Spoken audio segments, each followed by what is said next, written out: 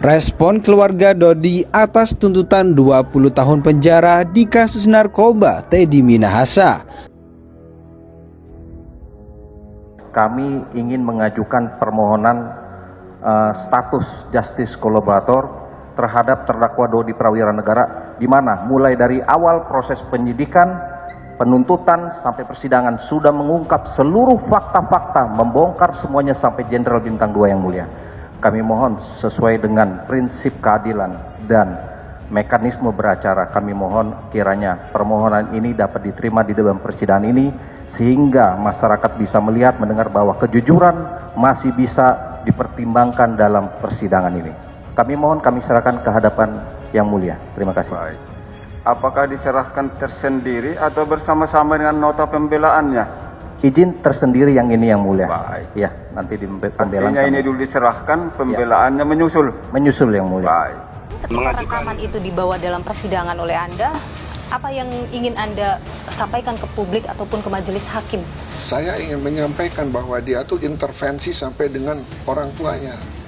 Padahal saya tidak kenal dengan dia. Bahkan setelah telepon itu masih ada telepon-telepon yang lain, Pak? Mengajukan justice kolaborator kepada majelis hakim yang terhormat di dalam persidangan sebelum pembacaan tuntutan nanti. Karena kita melihat di dalam surat edaran Mahkamah Agung memang hakimlah yang menentukan bahwa klien kami ditetapkan sebagai justice kolaborator apa tidak. Layak apa tidaknya itu memang ditentukan oleh majelis hakim. Gitu. Dan untuk saudara informasi, hari Selasa kemarin kami sudah mengajukan justice kolaborator kepada JPU, kepada Kepala Kejaksaan Negeri Jakarta Barat pada hari Selasa kemarin. Jadi kami semoga permohonan justice kolaborator kami dipertimbangkan. Ketika dia mengirim 1 ton dapat honor 1 ton dapat 100 miliar, itu harus dibuka. Ada titik mula untuk ditindaklanjuti lebih lanjut. Jadi tidak hanya berhenti tuntutan di perkara ini. Ada perkara lain yang harus dibuka, ya, perbuatan tentang jual beli narkotika, satu itu. Kedua, tadi yang lebih penting, saya harap jaksa menggunakan 114 ayat 2. Oke. Kalau maksimal 114 itu berapa, Kang? Mati. Hukuman mati. Hukuman mati, ya.